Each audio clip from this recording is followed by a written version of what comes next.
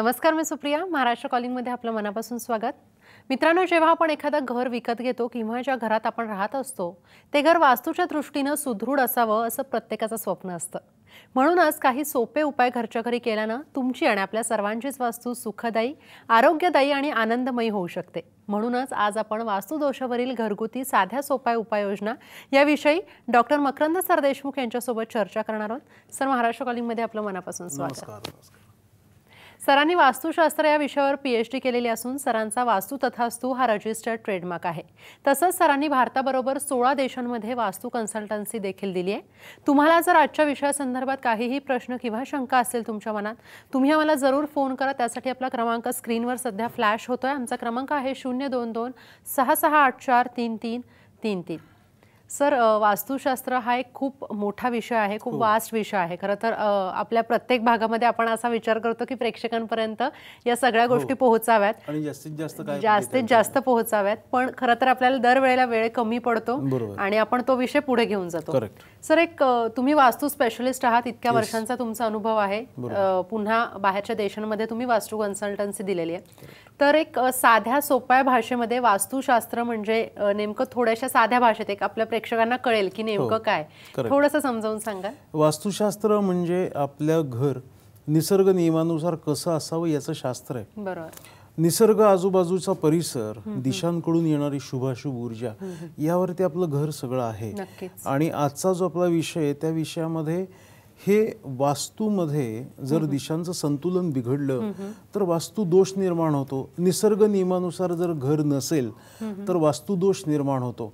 आता हा वास्तू दोष याचं निर्मूलन करण्यासाठी वास्तू कन्सल्टंटला घरी बोलून वास्तू व्हिजिट करून नक्की कुठे काय चुकलेलं आहे हे पाहणं खूप गरजेचं आहे. कारण आपण जसं आजारी पडल्यानंतर ना एखादी गोळी घेऊन प्रयत्न करतो बरं होतंय का, पण शक्यतो डॉक्टरचा ॲडवाईस घेतो. याचं कारण काय होतं की आपल्याला परफेक्शन या गोष्टीमध्ये खूप महत्त्वाचं आहे की लवकर रिकवर व्हायचं आहे. त्यामुळे आजचा जो कार्यक्रम आहे तो वास्तुदोषावरचे साधे सोपे उपाय यासाठी आहे की जर तुमच्या घरात काही प्रॉब्लेम्स आहेत, मोठे वास्तुदोष आहेत, तर त्यामध्ये आपल्याला वास्तू कन्सल्टंटला, वास्तू व्हिजिटला बोलवून काय दोष आहेत हे समजून घ्यायचे आहेत. परंतु आजच्या कार्यक्रमातून तुम्हाला काय मिळणार आहे की साध्या सोप्या पद्धतीने देखील आपल्याला याच्यावरती कमी खर्चामध्ये घरगुती उपाययोजनातून काय काय साधता येतं. कारण प्रत्येकजणच खूप श्रीमंत नाही आहे, प्रत्येकजण अडचणीमध्ये आहे, काही ना काही प्रॉब्लेम्स आहेत. तर घरच्या घरी करून हळूहळू थोडीशी ऊर्जित अवस्था येऊन मग कन्सल्टंटला अपॉइंट करून ह्या गोष्टी करता येईल. असा हा आजचा आपला वास्तुदोषावरील साधे सोपे उपाय असा हा कार्यक्रम आहे. बरोबर आहे सर. आणि आता जसं तुम्ही म्हणालात की प्रत्येक जण श्रीमंत नाहीये. दुसरी महत्वाची गोष्ट की इतके सगळे प्रोडक्ट्स मार्केटमध्ये असतात अवेलेबल, कुठेतरी सामान्य माणूस कन्फ्यूज होतो की नेमकं काय विकत घ्यायचं किंवा एकतर मुळात त्यांना कळत नाही की नेमकं आपल्या घरामध्ये प्रॉब्लेम्स का होत आहेत किंवा कशामुळे होत आहेत. त्यामुळे या सगळ्या गोष्टी असतात त्या पडताळून पाहणंही गरजेचं आहे आणि त्या पडताळल्यानंतर आपण काय घ्यायचं हे महत्त्वाचं असतं. तर सर, आज तुम्ही प्रेक्षकांसाठी काही छान टिप्स घेऊन आलाय ज्या तुम्ही स्वतः तयार केल्या, तर त्या टिप्स विषयी तुम्ही सांगू शकता? भरपूर आता टिप्स आपल्या इथे आहेत. पहिल्यांदा आपण काय करायचं आहे की आपल्या घरामध्ये तुमचा जो मुख्य दरवाजा आहे, घर घेताना खूप महत्त्वाच्या गोष्टी काय सांभाळायच्यात किंवा घर बांधताना तुमचा घराचा दरवाजा उत्तर आणि पूर्व दिशेला असावा. बरोबर. घराचा दरवाजा उत्तर पूर्व दिशेला आल्यामुळे आपोआप शुभ ऊर्जा तुमच्या घरामध्ये प्रवेश करते. दक्षिणेला, पश्चिमेला जर दरवाजे असतील तर वास्तू कन्सल्टंटला अपॉइंट करून त्याच्यावरती काय उपाययोजना करायच्या या गोष्टी आपण तिथे करू शकतो. परंतु आपल्याला यामध्ये घरच्या घरी जर दरवाजा चुकलेला आपल्याला वाटतं की हा पूर्वेला नाही आहे, हा पश्चिमेला आहे किंवा दरवाजासमोर काही दोष आहेत, दरवाजातून काही वाईट गोष्टींचा प्रवाह सतत येतोय, तर छोट्या छोट्या गोष्टींमध्ये आपण काय करू शकतो तर मुख्य जो दरवाजा आहे त्या मुख्य दरवाजाच्या वरती तुम्ही हा असा आपला ओम सिम्बॉल हा तुम्ही लावू शकता. हा जो ओम सिम्बॉल आहे हा आपल्याला सर्व मार्केटमध्ये अवेलेबल आहे. हा मुख्य दरवाजावरती लावायचा आहे. मुख्य दरवाजावरती आपला दरवाजा किती मोठा आहे त्यानुसार याचं छोटं आणि मोठं स्वरूप ठेवायचं आहे. हा मुख्य दरवाजावरती गणपतीच्या शेजारी हा वरती लावायचा आहे आणि लावताना काळजी घ्यायचं कारण हा ब्रासचा असल्यामुळे वरून तुटून पडू शकतो. हा ओम जो आहे तो फक्त पूजा करून ह्याला हळद कुंकू अक्षता लावून मुख्य दरवाजावरती लावा. या ओममुळे नकारात्मक ऊर्जा जी आहे ती घरातून बाहेर पडायला सुरुवात होऊन जाते. ओम सिम्बॉल यामुळून येणारे जे काही किरण आहेत यातून पॉझिटिव्ह पॉवर आहे बघा. या सिम्बॉलकडे बघितल्यावरच आपल्याला पॉझिटिव्ह फील होतंय. म्हणजे नकारात्मक शक्ती घालवण्यासाठी हा ओंकाराचा ओम सिम्बॉल ब्रासमध्ये असणारा, कुठेही प्लास्टिकचा, काचेचा किंवा पेंटिंगचा लावू नका. अतिशय भक्कम अशी ऊर्जा यातून प्रक्षेपित होते की बहुतांशी याचं प्रोटेक्शनचं काम ओम सिम्बॉलद्वारे आपल्या मुख्य दरवाजावरती लावल्यामुळे होऊ शकतं. परंतु लक्षात ठेवा की 100% प्रोटेक्शन यांनी मिळेल असं नाही आहे. याला प्रत्यक्ष येऊन उपाययोजना करणं गरजेचं आहे. परंतु आत्ता आपल्याला साध्या सोप्या उपाययोजनामध्ये प्रथम तुमचा दरवाजा दक्षिणेला, उत्तरेला, पूर्वेला कुठे जरी असला तरी बाहेरून येणाऱ्या वाईट शक्तींपासून प्रोटेक्शन करण्यासाठी ओम सिम्बॉल तुम्ही तुमच्या घरावरती लावू शकता. त्याचा प्रभाव अतिशय खूप छान आहे. मुख्य दरवाजावरती, गेटवरती, एंट्रन्स डोअरच्या डाव्या उजव्या बाजूला या सिम्बॉलचं तुम्ही यूज करू शकता.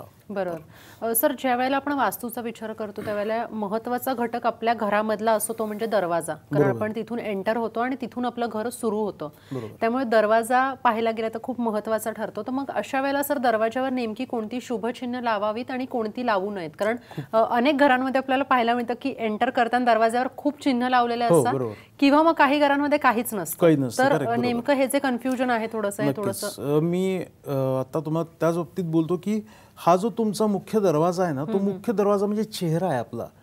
दिवसभर आपण सकाळी एकदा आंघोळ झाल्यानंतर ना दिवसभर फक्त चेहऱ्याकडे आपण बघत असतो आणि आपण दिवसभर बाहेर ज्या काही शक्ती आहेत त्या आपल्यातून निघून जाव्या यासाठी फक्त आपण चेहरा धुत असतो. मुख्य दरवाजा तुमचा म्हणजे चेहरा आहे. त्यामुळे तुमच्या मुख्य दरवाजावरती कुठे लिंबू मिरच्या, कोहळे किंवा अशा कुठल्या बाहुल्या विचित्र ज्यांनी माणूस घाबरेल अशा पद्धतीने मुख्य दरवाजावर लावू नका.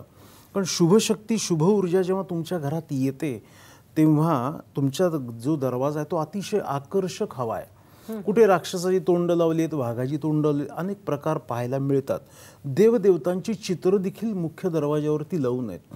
दरवाजावरती काय असावं? सुंदर तोरण, ओम सिम्बॉल, गणपती बाप्पाची छोटीशी टाईल्स, मूर्ती नकोय, ही टाईल्स मुख्य दरवाजावरती लावायची. आकर्षक उंबरा असावा.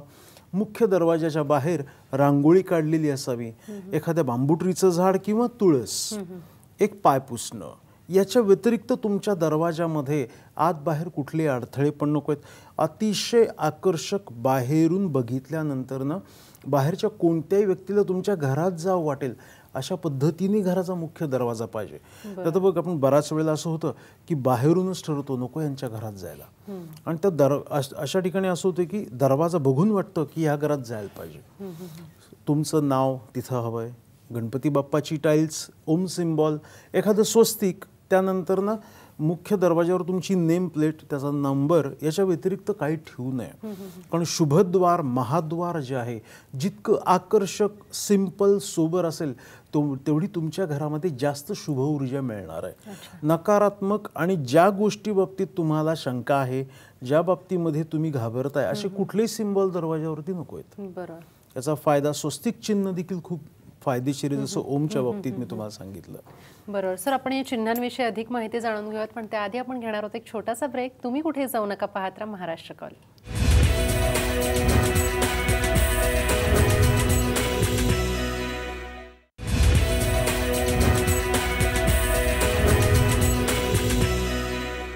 ब्रेकनंतर महाराष्ट्र कॉलिंगमध्ये तुम्हा सर्वांचं पुन्हा एकदा स्वागत. आपण बोलतोय वास्तुदोषावरील घरगुती साध्या सोप्या उपाययोजना, आणि याविषयी आपल्याला मार्गदर्शन करतात वास्तू specialist doctor Makarand sir Deshmukh. आपल्या कार्यक्रमाचा आता पहिला कॉल आलाय बुलढाण्यावरून. सुवर्ण आहेत. सुवर्ण, तुमचा काय प्रश्न आहे? मॅडम, माझा असा प्रश्न आहे की मी 1 वर्षापासून माझ्या मिस्टरांपासून वेगळी राहते. अच्छा. तर याच्यामध्ये वास्तुदोषाचं काही हे असेल का? आणि त्यांच्याकडनं मला काहीही प्रत्युत्तर येत नाहीये किंवा रिस्पॉन्स नाहीये की परत ये वगैरे, भांडण आमच्या सारखे मतभेद होत राहतात. तुमच्या घराचा एंट्रन्स कोणता होता जिथे तुम्ही एकत्र राहत होतात? माझ्या घराचा म्हणजे मी अगोदर भाड्याच्या घरामध्ये राहत होते, तिथून मी गावाकडे शिफ्ट झाली. त्या घराचा एंट्रन्स पूर्वेकडे होतं. ओके. आणि जे भाड्याचं घर होतं त्याचा एंट्रन्स कुठला होता, सांगू शकता तुम्ही? त्याचा एंट्रन्स दक्षिणेचा होता. दक्षिण म्हणजे लग्न झालं त्यावेळेला तुम्ही भाड्याच्या घरातच गृहप्रवेश केला होतात का? हो, भाड्याच्या घरातच केला होता मी गृहप्रवेश. अच्छा. आणि मग तिथं साधारण किती काळ तिथे राहिलात तुम्ही? तिथे साधारण 6 महिने राहिली. अच्छा. आणि म्हणजे माझ्या लग्नाला आता 7 वर्ष झाली आहे. एक मुलगी आहे मला. ओ अच्छा. त्या घरात राहतानाच तुमचे भांडण वादविवाद सुरू झाले दक्षिणमुखी घरातून तुम्ही राहत होते तेव्हा? नाही, म्हणजे आम्ही नोकरीच्या माझ्या मिस्टरांची नोकरी बदलत राहायची सारखी. ते एका ठिकाणी स्टेबल नाही राहत आहे. ओके, ठीक आहे. आणि यामुळे मग त्याच्यामुळे आमचे मतभेद व्हायला सुरुवात झाली. बरोबर. Okay okay. या गोष्टीसाठी म्हणजे स्त्री व सौ वादविवाद भांडणे किंवा डिवायडेशन होणे यासाठी बेडरूमचा सर्वात महत्त्वाचा भाग आहे. घराचा दरवाजा तुमचा दक्षिणेला असो किंवा पूर्वेला उत्तरेला, चांगला वाईट प्रभाव हा प्रत्येक दिशेचा हा होणारच. परंतु जर मिस्टर अँड मिसेस योग्य बेडरूममध्ये जर झोपत नसतील, त्यांची बेडरूम ईशान्येला वायव्येला किंवा मध्य उत्तरेला म्हणजे जिथे ऊर्जा अति ऊर्जा आहे त्या ठिकाणी जर असेल तर हे प्रॉब्लेम्स होऊ शकतात. घराच्या वायव्य दिशेला कॉर्नर कट आहे, वायव्येला किचन आहे तर वादविवाद भांडणे हे नक्की होणार. आग्नेयेला टॉयलेट असेल तरीही वादविवाद भांडणे हे गोष्टी होणारच. आणि या सगळ्या गोष्टी ज्या आहेत त्या घरातल्या प्रत्येक एक अंगाशी कनेक्टेड आहे. कारण मंडलाकार जे वास्तूमधलं चक्र आहे, मॅग्नेटिक फील्ड आहे, ते जर डिस्टर्ब झाले या सगळ्या गोष्टींनी तर घरामध्ये वादविवाद भांडणं ही नक्कीच होणार. त्यामुळे आपल्याला प्रत्येकाने लक्षात ठेवायचं की तुम्ही फ्लॅट घ्या, घर बांधा, रेंटेड घ्या किंवा भाड्याने घ्या, तुमची बेडरूम दक्षिण पश्चिम नैऋत्येला हवी.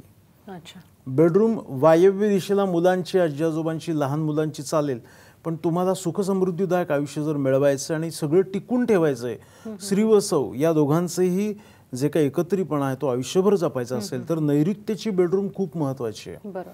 प्रथम अपत्यापर्यंत वायव्य दिशेची बेडरूम चालते, पण नैऋत्येची बेडरूम ही सर्वात त्रासदायक. असे हजारो उदाहरण आहेत. कारण ऑलमोस्ट घटस्फोटाचं जे कारण पाहिलं तर यामध्ये माझा जो अभ्यास आहे त्यावरून चुकीच्या बेडरूममुळे, चुकीच्या बेडमुळे या सगळ्या गोष्टी होतात. मी मागच्या कार्यक्रमात सांगितलं की बॉक्स बेड हा देखील या सगळ्या गोष्टींचं कारण आहे. कारण तो तिथे तुमची ऊर्जा क्षीण करतो.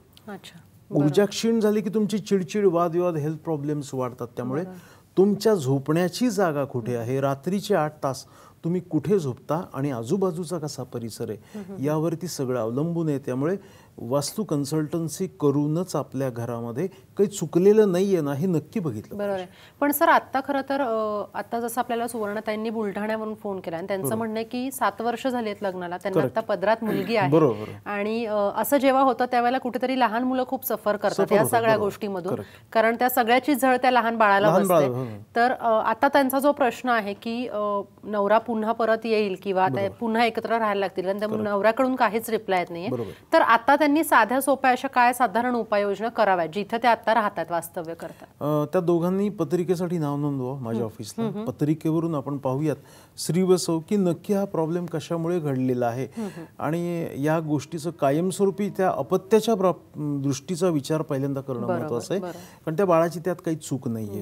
त्यामुळे याला पत्रिकेसाठी नाव नोंदवा. पत्रिका बघून आपण ठरवूया त्या बाबतीत काय करता येऊ शकतं. आणि सध्या तरी आपण शांत राहावं. आध्यात्मिक तुम्ही जास्तीत जास्त श्लोक पठण किंवा स्तोत्र पठण ह्या गोष्टी करत राहा की तुमचा पॉझिटिव्हनेस हा आपोआप तुमच्या आयुष्यात पॉझिटिव्ह गोष्टी घडवून आणेल. तुम्ही जर नकारात्मक विचार केलात किंवा नकारात्मक आपण जर ऊर्जा स्वतःतूनच बाहेर टाकली तर आपलं निगेटिव्ह व्हायला सुरुवात होऊन जातं. हा एक साधा सोपा उपाय या अतिशय नाजूक प्रश्नासाठी. बरोबर. म्हणजे सुवर्णाने तुम्हाला आता खरं तर सरांनी सांगितलं की सध्या आता तुम्ही थोडंसं कुठेतरी अध्यात्माकडे थोडंसं वळा, स्वतःला शांत ठेवा. हा खूप गहन प्रश्न आहे आयुष्यातला.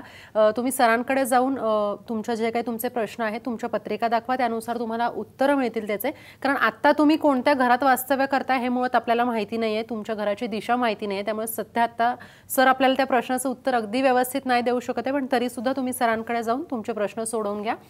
सर आता आपण जसं दरवाजाविषयी बोललो की मुख्य दरवाजा जो असतो तो फार महत्वाचा ठरतो, त्याचबरोबर दरवाजाला जो पूर्ण करतो तो म्हणजे उंबरा असतो. कारण आपल्या घराचा दरवाजा हा चौकोनी असतो आणि चौकोनाचा एक भाग आपला उंबरा असतो. तर उंबऱ्याचं थोडंसं महत्व. उंबरा खूप महत्वाचा आहे. सध्या काय होतंय की आपण नवीन फ्लॅट घेताना चौकट बसवली जाते. खरं पाहायला गेलं तर चौकट नसते, त्रिकट असते, 3च भाग. चौथा हिस्सा म्हणजे उंबरा नसतो. मग आता सध्या उंबरा बसवायचा असतो असं लक्षात आल्यानंतर काही बिल्ड किंवा काही जे कन्स्ट्रक्शन तिथे बसवतात उंबरा, तो बसवला जातो तो कडाप्याचा किंवा संगमरवरी उमरा बसवला जातो. तुमच्या घराला उमरा लाकडी पाहिजे, भक्कम सागवानी उमरा हवाय. त्या उमऱ्याला कुठेही चिरा गेलेले नको आहेत, गाठी नको आहेत, कुठले डिझाईन नको आहे. उमरा हा सागवानी मुख्य दरवाजाला, ज्याला महाद्वार म्हणतात, घराच्या चौकटीचं मॅग्नेटिक फील्ड कंप्लीट करणारा, उंचीला कमीत कमी 2 ते 2.5 उंच तरी हवाय. आणि तो बसवताना खाली चांदीची पातळ पट्टी तुम्ही ठेवू शकता किंवा स्वस्तिकचे चांदीचे सिम्बॉल्स तुम्ही त्या उमऱ्याखाली ठेवू शकता. आणि उमरा बसवल्यानंतरनं दररोज त्यावरती स्वस्तिक सिम्बॉल काढणे, हळदी कुंकाने उमऱ्याची दररोज पूजा करणे, कारण तो तुमचा रक्षण करताय. नक्कीच. त्याचबरोबर मुख्य जो दरवाजा मगाशी मी सांगितलं महाद्वार, त्या महाद्वारावरती जसं आपण स्वस्तिक किंवा ओम हे सिम्बॉल्स लावायचे, तसं अनेक घरामध्ये पाहण्यात आलेलं आहे की मुख्य दरवाजाच्या पाठीमागे कॅलेंडर, घड्याळ, टोपी अडकवली आहे, छत्र्या अडकवल्या आहेत, बॅग अडकवली आहेत, किल्ल्या अडकवल्या आहेत. कुठलेही फोटो किंवा हे मुख्य दरवाजाच्या महाद्वाराच्या पाठीमागे लावू नका. कारण मुख्य दरवाजा जो आहे तो कर कर आवाज करणारा नको. मी वास्तू कन्सल्टन्सीला गेल्यानंतर ना, जर दरवाजा वाजत असेल तर मी त्यांना खोबरेल तेलाची बाटली घेऊन याय पहिल्यांदा सांगतो. स्वतः मी त्या बिजागऱ्यांना तेल घालतो आणि तो आवाज बंद करतो. कारण त्यातून जी शुभ ऊर्जा तुमची डिस्ट्रॉय होते त्या आवाजामुळे. घराचा प्रत्येक दरवाजा भक्कम, ताकदवान, दिसायला आकर्षक हा असणं महत्त्वाचं आहे. मुख्य दरवाजाच्या बाहेर आता एक गोष्ट अशी येते की सेफ्टी डोर बसवावा का नाही. कारण सेफ्टी डोर म्हणजे वास्तुदोष आहे, कारण तो बाहेर उघडतो आणि मुख्य दरवाजा आत उघडला गेला पाहिजे. पण आत्ताच्या या सर्व कलियुगामध्ये आपल्याला सेफ्टी डोर शिवाय दुसरा कोणीही संरक्षण मित्र नाहीये. त्यामुळे तुम्ही सेफ्टी डोर बसवू शकता. सेफ्टी डोरचा रंग काळा देऊ नका. बहुतांशी काळा रंग ज्या सेफ्टी डोरला दिला जातो त्या घरामध्ये खूप प्रॉब्लेम्स मी स्वतः पाहिलेले आहेत. तुमच्या सेफ्टी डोअरचा कलर हा आयव्हरी कलर असावा, ऑफ व्हाईट असावा, लाल, काळा, मरून, निळा असे रंग सेफ्टी डोअरला देऊ नका. सेफ्टी डोअर असल्यामुळे काय होतं की आतला दरवाजा आपण सकाळ आणि संध्याकाळी उघडा ठेवू शकतो. नाहीतर सध्या काय होते, प्रत्येक फ्लॅट सिस्टीममध्ये दरवाजा बंद, कुठे काय चाललंय कळत नाही. सेफ्टी डोअरमुळे निम्मा दरवाजा ओपन असल्यामुळे बाहेरची हालचाल कळते. बाहेरून येणारी जी लक्ष्मी आहे तिचा